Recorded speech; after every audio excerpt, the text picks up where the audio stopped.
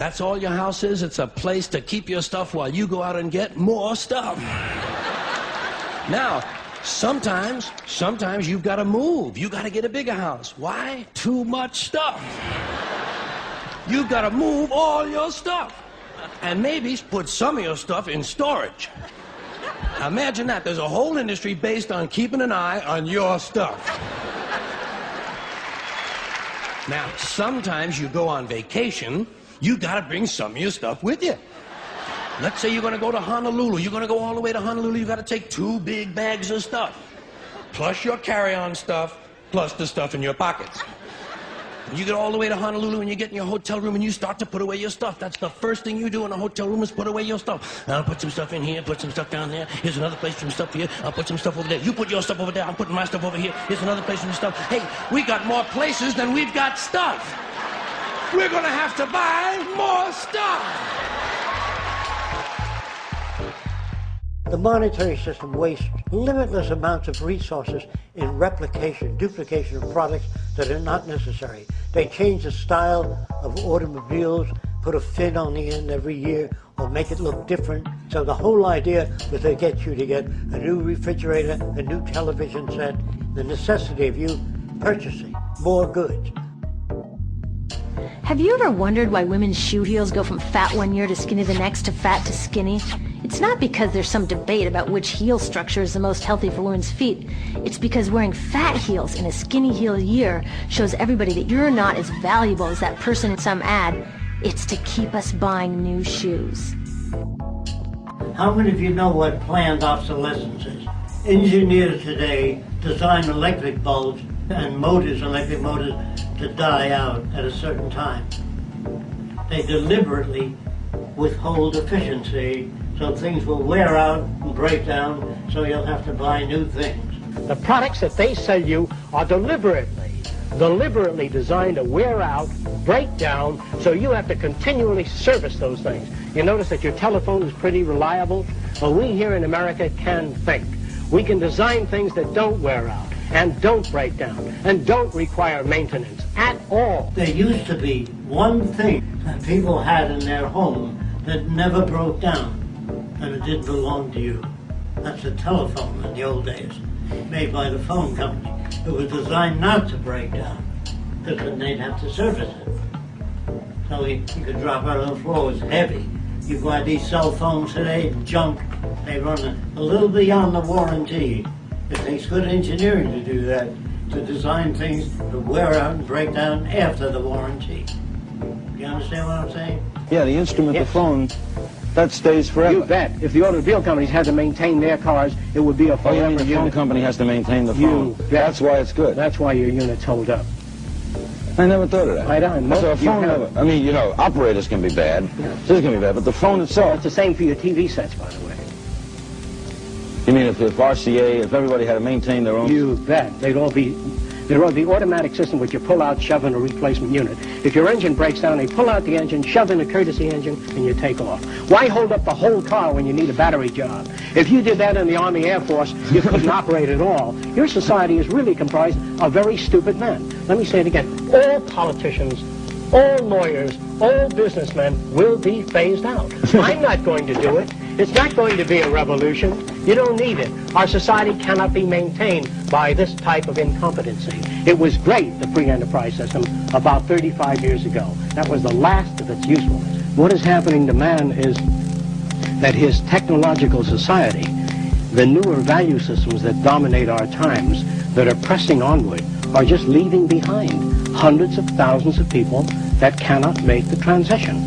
Consume, consume, consume until we have no planet left to consume. What you need to do is buy things that you don't need. That's the best way to support the economy. So, please, move swiftly to your next shopping experience. Get back inside and get back to work. That's what you should be doing. Stop putting your head out of bed. Never mind your lunch hour. The more you work, you better. Because when you die, you'll regret that you haven't worked more. You go to your parks, there's statues of warriors on horses. No Madame Curie, no Louis Pasteur, all the people that conquered disease, greed, stupidity. We admire all the wrong people. We can knock all of the fluid off clothing today by vibration. We can knock fluids off clothing. In other words, if you can move a piece of fabric from position A to position B rapidly enough, the fluid will remain behind.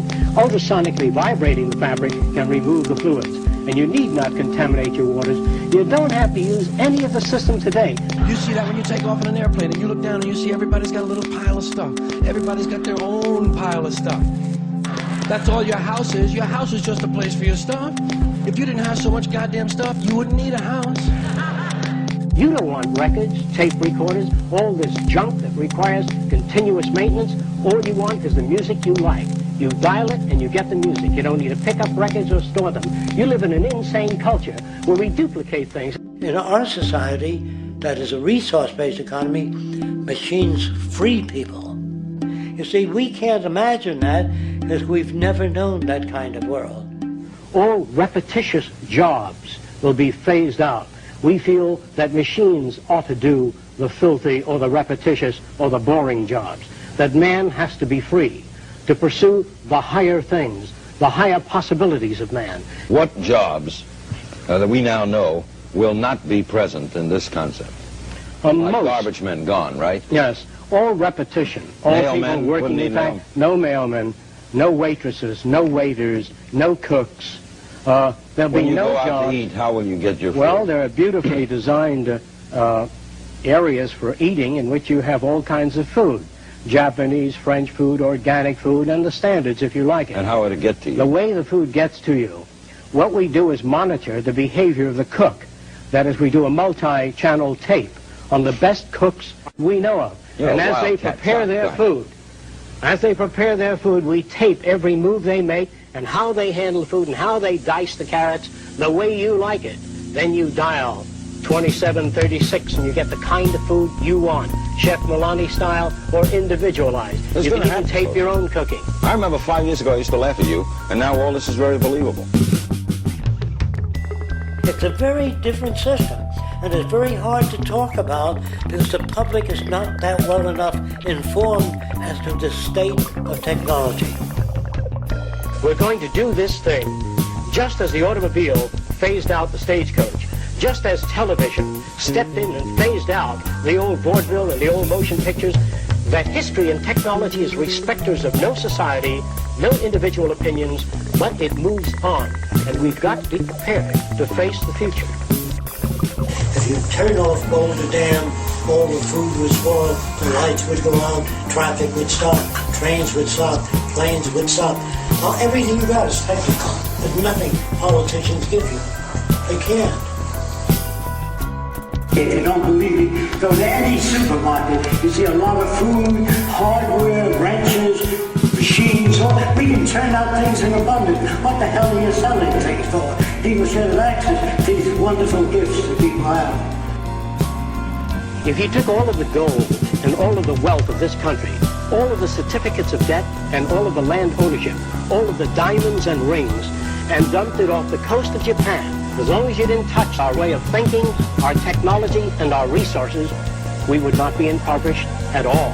America's wealth is not its gold, is not its banking institutions.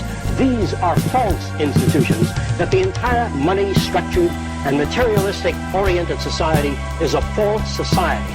10 or 15 years from now, our society will go down in history as the lowest development in man. We have the brains, the know-how, the technology, and the feasibility to build an entirely new civilization. People don't know what machines can do today. They have no idea. Kids will ask their parents, didn't you see the necessity of the machines? Dad, couldn't you see that war was inevitable when you produce scarcity? Isn't it obvious? Of course the kid will understand that you were pinheads, raised merely to serve the established institutions.